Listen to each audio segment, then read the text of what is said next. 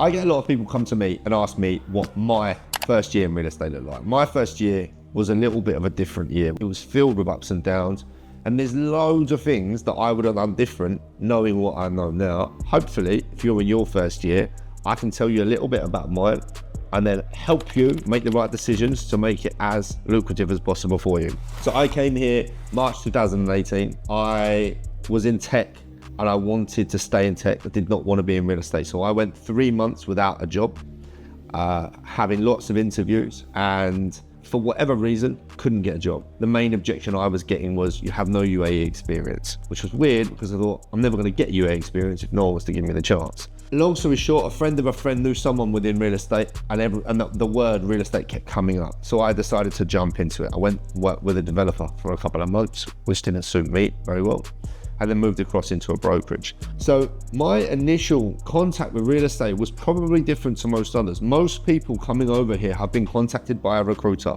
from a larger company or even a smaller company, and they're being brought out here to do real estate. They've been sold on the idea of making hundreds of thousands of pounds, hundreds of thousands of dirhams, if not millions, by coming into the city and competing in the most competitive, fastest growing market in the world. I had to learn very quickly. The brokerage that I went into and worked for was very, very small.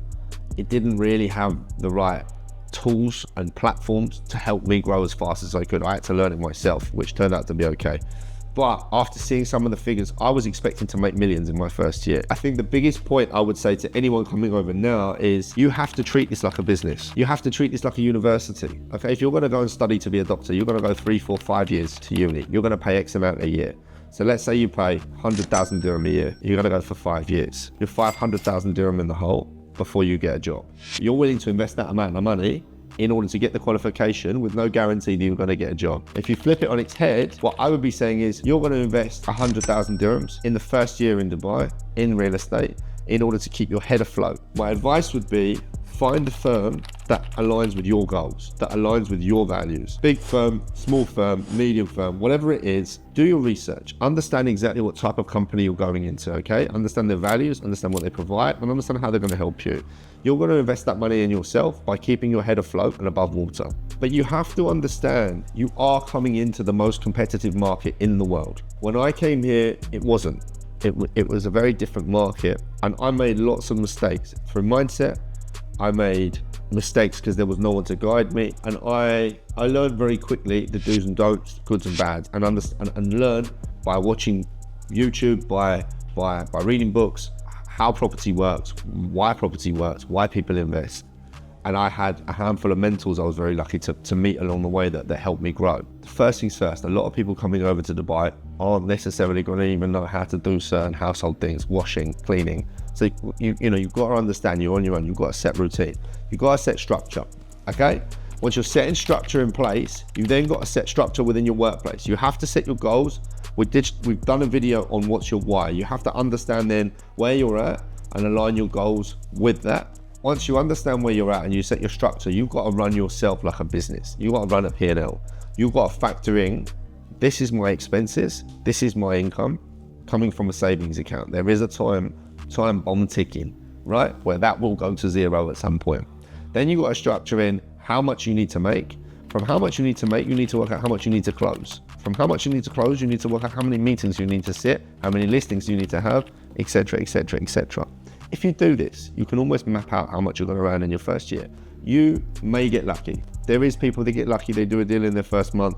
There is people that find a whopper client. There is people that do these things, but 90% of people are going to keep their head above water. So understand, if you're coming into this market, you are coming in as one of thousands of people trying to compete, trying to add value to people, or trying to find the units you're trying to find, to rent, to sell, or the buyers. You need to think about how you're going to be different, how you're going to build that community. The chances are you're not going to know anyone when you're here. So also aligning with that firm, do they have the right culture? Do they have the right fit for you? Are there people there that are going to be able to help you? Answer the phone at the weekend, go for a coffee with you, go and train with you, go for a run, do whatever it is that you're into. Does that fit with you?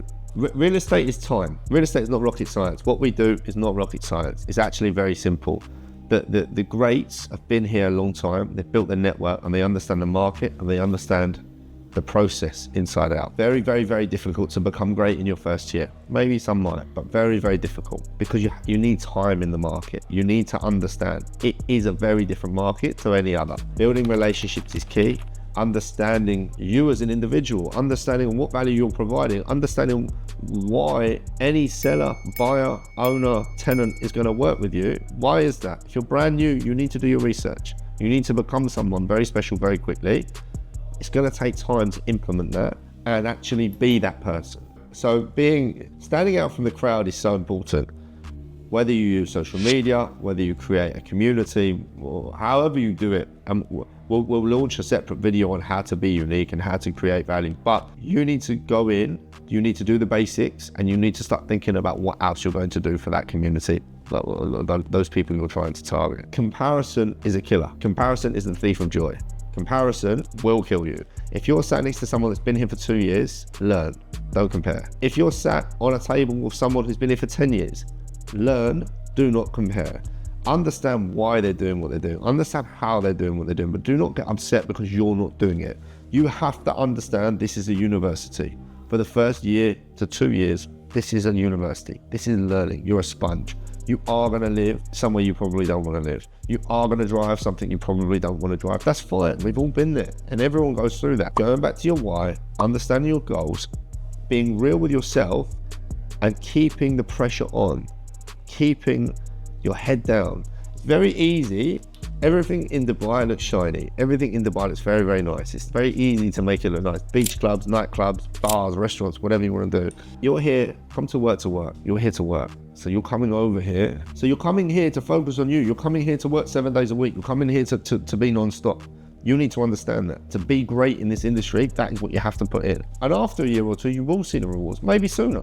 But factor in, keep your head above water. If I was to start out again, 2 things if I was to start out again. Number 1, I would go back into off-plan, which is exactly what I did. But I would go to a firm that has the relationships with the developers. I wouldn't ask for leads. I don't care about leads. I would be asking the relationships. Teach me about the relationship. Teach me about the investment structure. Teach me about who you're selling to. Okay, and I'll go find the clients. I would either go into off-plan. Off-plan is sales. Not real estate brokering, it's sales. Or I would go down the rental route. Personally, I never did rentals, but I would go down. Every single successful agent I know went into rentals first. They understand that because when you're going into rentals, it's not particularly glamorous. You don't make tons of money, but you learn. You do 10, 15 deals a month, and every single deal you learn from. You build a network of sellers, of owners that start to know you, where you can then add value. You then build a handful of tenants that might turn into buyers. And the most important thing for me is you build your confidence. You're talking with conviction because you understand exactly what you're doing, and you can then transition that into sales.